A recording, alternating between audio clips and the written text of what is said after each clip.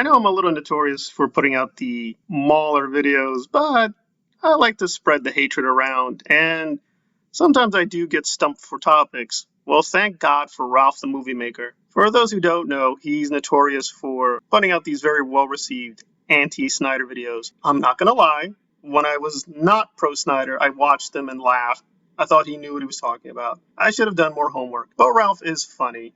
Not as funny as he thinks, and not as insightful as we're going to see. And at least he doesn't do the ridiculous the objectivity nonsense that the EFAP specializes in. So he's going to tear into Morbius, and I do agree, it's a really, really bad film. I'd have to give it a pretty strong 4 out of 10. So it's not a good film, but I don't think it's as horrendous as he's making it out to be. And some of his criticisms are, well, downright illiterate.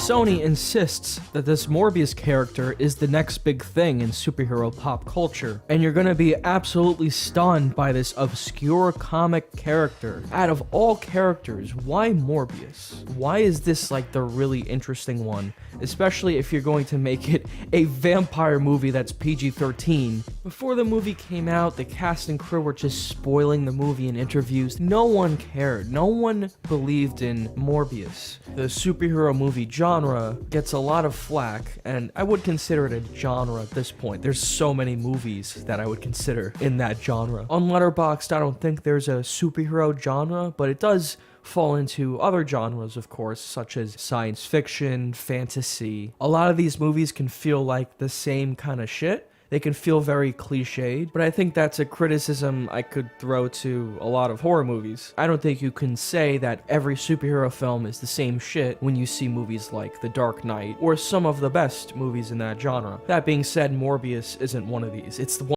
Like, why Morbius? Is he one of the most popular Spider-Man characters? Maybe not, but I think he actually is in the top 20. Maybe, for him, the lower end of that, but he actually is very well known. He had his own comic book series. He was even in the animated series, which he forgets apparently.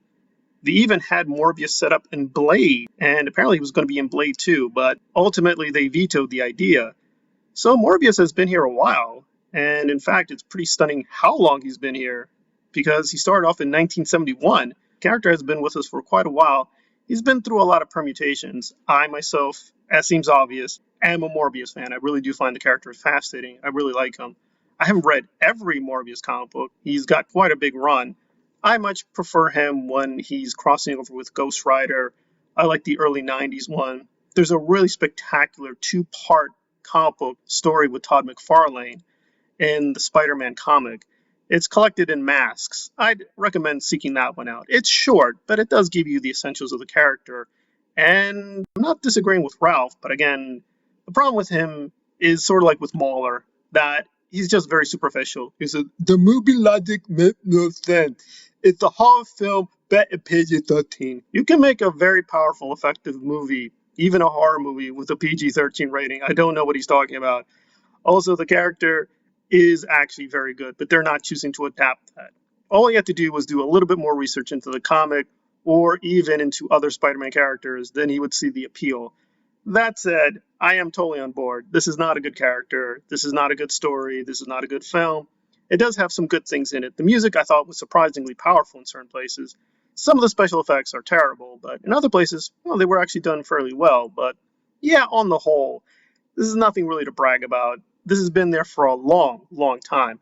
And he is correct that this is insanely confusing because they put out 3 trailers, and a lot of the content in those trailers are not in this film. So they've been retooling, re-editing, and just splicing this thing to death for a while now. This thing has been done for 2 years. So it's kind of Artemis Fowl stupid. It doesn't really fit in with the other movies. It doesn't really matter. There's nothing really spectacular about it in terms of the fights, the dialogue, the writing. Some of the directing actually was interesting at the beginning, but again, it doesn't seem to have a really strong vision behind it. It is what it is. It's a cash grab. They're trying to replicate the success of Venom. Don't encourage it. Please don't support this. Don't give them any money. But again, the character onto himself and the idea of adapting him to the big screen is not stupid or crazy or bad. Morbius is potentially a really great character, and they could have done a lot of interesting things. They don't need to be too graphic. The comic books can't be too graphic either. There actually were a line of comic books by Vertigo under DC and other comic books which were R-rated. Morbius, as far as I know, was never that, but again, you can do graphic work with him, but you can do stuff that is powerful within a PG-13 rating. Ralph isn't a bad critic, but he's not as good as he thinks he is. He's definitely not a Morbius expert. He's not a Spider-Man expert, and God knows he's not even a film expert. He does a lot of good, interesting, snarky jokes. Overall, this review is kind of like meh, but then again, this is easy, right? It really is shooting fish in a barrel because there's not much that's compelling here. If you're in the mood for a meh movie and you have extra money, I can't say don't see it. It does deliver the meh competently, but as a true diehard Spider-Man person, it really does just sadden me that he has such a great supporting cast, whether villains, anti-heroes, or just supporting characters, and they've done nothing with them. It's really, really sad, and it's frankly depressing. I don't know what to say. I guess the best we can hope for is kind of No Way Home, just mindless fan service and just plotting silliness with characters you kind of like, or things like this, which are just dreadful, dreary, and uninspired, and totally profit driven. And that's the Spider-Man verse for you in a nutshell.